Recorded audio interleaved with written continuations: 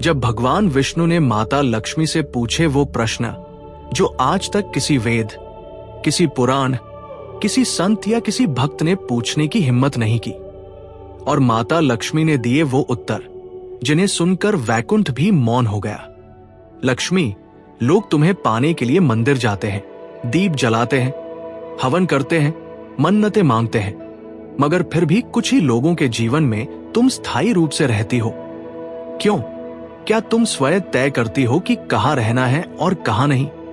प्रभु, लोग मुझे पाने की विधि जानते हैं, लेकिन मुझे रोकने की विधि नहीं। मैं वहां नहीं रुकती जहां मेरा नाम जपने से पहले दूसरों का अपमान किया जाता है, जहां स्त्रियों को बोझ समझा जाता है, जहां दान दिखावे के लिए होता है, और जहां पूजा शुद्ध हृदय से नहीं केवल स्वार्थ से होती है। मैं धन हूं, पर केवल गिने जाने योग्य नहीं। मैं वो भावना हूं जो सेवा में बहती है, और जब धन केवल संग्रह बन जाए, मैं वहां नहीं रुकती। वहां मेरा स्वरूप बदल जाता है, मैं वहां अशांति बन जाती हूं। लक्ष्मी, क्या तुम जानती हो कि तुम्हारे नाम पर कितनी बार पाप होता है? लोग तुम्हें पाने के लिए झूठ बोलते हैं, रिश्वत लेते हैं, लालच से रिश्ते तोड़ते हैं, और फिर भी कहते हैं लक्ष्मी आ गई है। प्रभु, मुझे ऐसे बुलाना वैसा ही है जैसे कमल पर कांटे बो देना। मैं उनके जीवन में कभी नहीं आती, मैं केवल उनकी परछाई बनती हूं। मैं वहां शक्ति नहीं, डर बन जाती हूं।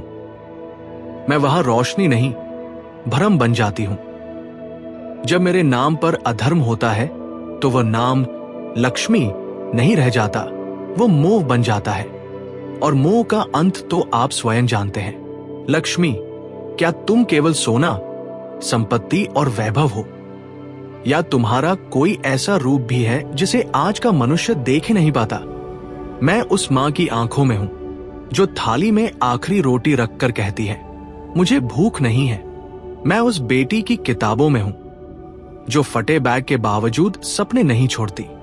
मैं उस बेटे के संकल्प में हूं जो सुबह सबसे पहले घर की जरूरतें देखता है और खुद आखिरी में खाता है।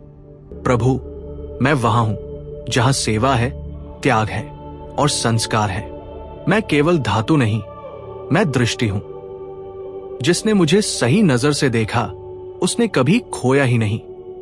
लक्ष्मी, अगर कोई मनुष्य चाहता है कि तुम उसके जीवन में स्थायी रूप से रहो, तो उसे क्या करना चाहिए? उसे सबसे पहले अपने भीतर से डर, दिखावा और दूसरों से तुलना करना छोड़ना होगा। उसे अपने घर को मंदिर नहीं, सेवा स्थल बनाना होगा। उसे स्त्री को देवी की तरह मानना होगा, और धन को केवल अपने लिए नहीं, दूसरों के लिए भी उपयोग में लाना होगा। मैं पूजा से नहीं आती, मैं भावना से आती हूं। मैं दीपक की लौ से नहीं, हृदय की आंच से आकर्षित होती हूं।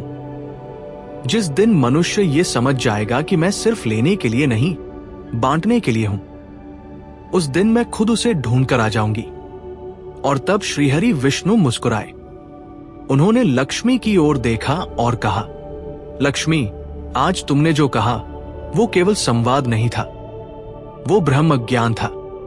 जिस दिन मनुष्य तुम्हें वस्तु नहीं, सत्ता की तरह मानेगा, उसी दिन उसका जीवन वैकुंठ हो जाएगा।